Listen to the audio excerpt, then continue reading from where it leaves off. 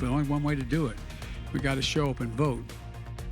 Your morning news now. President Donald Trump and former Vice President Joe Biden are pushing voters to get out and cast their ballots. Early voting started in 6 states today and begins in Wisconsin tomorrow. With 15 days until November 3rd, more than 28 million ballots have already been cast by mail or in person so far. Today, the president plans to hold 2 events in another battleground state, Arizona.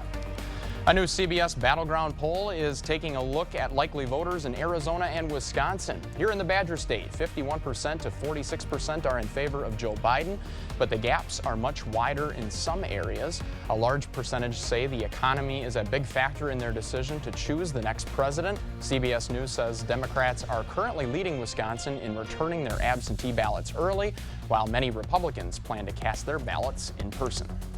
Alert day for tomorrow. Some spots could see their first accumulating snow of the season. Sky Tracker shows that snow approaching late morning, tracking east across the area, but kind of a rain-snow mix right along the I-90 corridor. Mainly snow to the north, mainly rain to the south, and then it tapers late tomorrow night.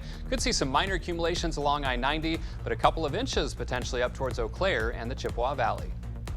The coronavirus pandemic is showing no sign of letting up in the U.S. More than 70,000 new infections were recorded Saturday. That's the first time that's happened since July.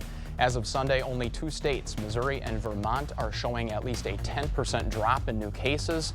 26 states are in the red zone for new infections, and 38 states have new cases trending up. Nationally, over the last week, new cases jumped 18%, averaging 51,000 a day. The Wisconsin Department of Health Services is suspending its reporting of new COVID-19 totals while its computer system undergoes an upgrade. The department is upgrading its electronic disease surveillance system in an effort to improve its response to the pandemic. The outage is expected to last until tomorrow. In response to the DHS website outage, the La Crosse County Health Department has updated case numbers for the weekend. 49 new positive cases were reported over the past 2 days, 44 on Saturday and 5 on Sunday. That's according to the Cooley COVID-19 Collaborative. 1 new death was reported, bringing the county's total to 19. La Crosse County business owners are being asked to limit their building capacity to 25%. County health officials announced the advisory Friday morning that adopts the same requirements as Governor Tony Evers' latest emergency order. Evers' order is currently tied up in court, but officials say this local order has legal standing because it's based on La Crosse County's effort to control the spread of COVID-19. The county can issue citations for violations, but Health Director Jen Rumbalski says that is a last resort. There has been a change of venue for COVID-19 testing in Black River Falls. Testing at Black River Memorial Hospital will now take place at the Little Red Shed. It's located near the parking area at Jackson County's DHS building. The move provides better accessibility and consolidates resources for the hospital. Testing is open every weekday, but you must register beforehand by calling the hospital's screening line. Halloween is not canceled. We're just celebrating it in a different way this year. Local health experts are educating people on staying safe this Halloween when it comes to trick-or-treating. Concern comes from groups traveling from house to house and from possible hand contamination that can be passed by candy wrappers. Mayo Clinic is advising against trick-or-treating, but things like pumpkin carving, they say, are great alternatives. The farmers market at Cameron Park is closing at the end of the month, but vendors are getting a new indoor location to sell their goods this winter. Customers can go shopping at the Radisson Center Ballroom instead of the usual Myrick Park Center. The winter market starts November 7th and runs through December 19th. Market managers say the new location hopes to draw more customers and make up for some of the losses caused by COVID-19.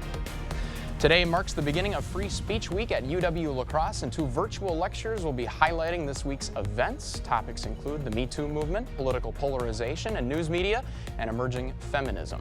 The virtual lecture takes place tonight at 6 o'clock, and another one takes place on Thursday. Admission is free for both events, but registration is required for receptions. For more information, you can visit the website that you see on your screen.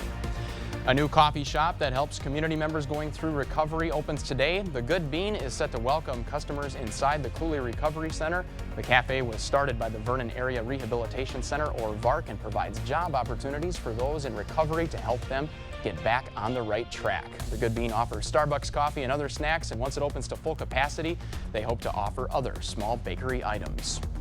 La Crosse Water Utility will be performing water system flushing today. You'll see workers flushing fire hydrants on all dead-end mains in North La Crosse. That includes areas like the Airport Industrial Park, Moorings Drive, and Lauderdale Court.